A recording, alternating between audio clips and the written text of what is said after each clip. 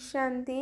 आज 8 जनवरी 2025 साकार मुरली बाप दादा मधुबन। बाबा कहते मीठे बच्चे बाबांकर स्मृत तुमको 21 पीढ़ी पर्यंत सुख दे थाए। एही भली अद्वितीय मत बाबांक व्यतीत केही भी दे परिबे नाही। तेणु तुम्हें श्रीमत अनुसारे आगे चल। प्रश्न निजको निजे राजतिलक देवार सहज पुरुषार्थ कौन? उत्तर निजको निजे राजतिलक देवाकू हेले बाबांक द्वारा जो सब शिक्षा मिलुछि ताहाको भल भावे धारण कर। एथिरे आशीर्वाद किंबा कृपा आदिर कथा नाही। एकमात्र बाबांकू ही अनुकरण कर।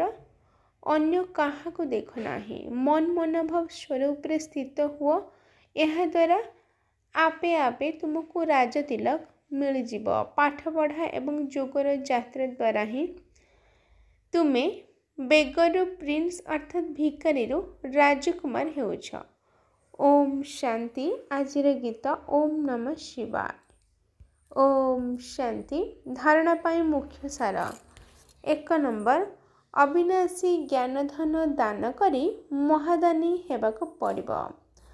जेपरि ब्रह्मा बाबा निजर सबकिछि एही कार्य लगाई देइछन्ति सेहीपरि बाबांको अनुकरण करी राजत्वरे उच्च पद नेबाकू हेब।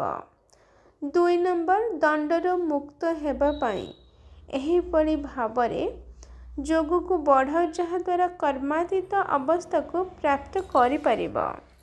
सम्मान सहित पास हेबा पाई पूरा पूरा पुरुषार्थ करिबाकू हेब। अन्य को देखिबार नहीं। आजिर बरदान कड़ा नियम एवं दृढ़ संकल्प द्वारा अवहेला पणिया को समाप्त करुथिबा ब्रह्मा बाबांक समान अक्लांत परिश्रमी हुआ। विस्तार ब्रह्मा बाबांक समान अक्लांत सेवाधारी हेबा पाई निजर अवहेला पणिया को समाप्त कर। एथिपाई कौनसी एक कड़ा नियम पालन कर। दृढ़ संकल्प कर। जदि निज उपरे ध्यान देवार जगुआली सर्वदा सजग रहिबो तेबे अवहेला पणिया समाप्त हो जिवो। प्रथमे निज उपरे मेहनत कर तापरे सेबारे प्रयोग कर तेबे जाई धरणी परिवर्तन हेबो। एबे केवल करि नेबा होई जिबा एही भली आरामदायक संकल्प रूपी सज्जा को त्याग कर। करबाकू ही हेबो।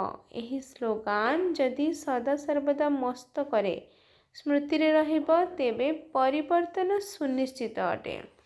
आजिर स्लोगान सामर्थ्य बाणीर चिन्ह हैला जिउ बाणी रे आत्मिक भाव एवं शुभ भावना थिबो। निजर शक्तिशाली संकल्प द्वारा सूक्ष्म शक्ति प्रदान करिबार सेवा कर। 8 नंबर पॉइंट जेते जेते समय पाखे पाखे आसुछि सेही अनुसार व्यर्थ संकल्प मध्य बढ़ी बढ़ी चलीछि किंतु एहा चुक्त हेबा पाई बाहर को आसुछि।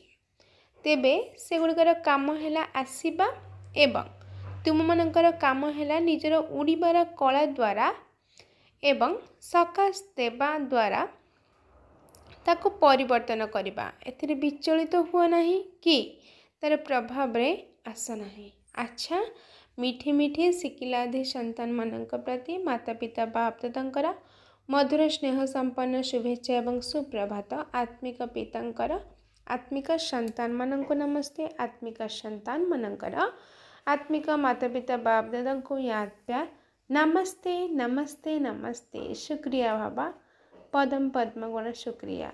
अच्छा ओम शांति।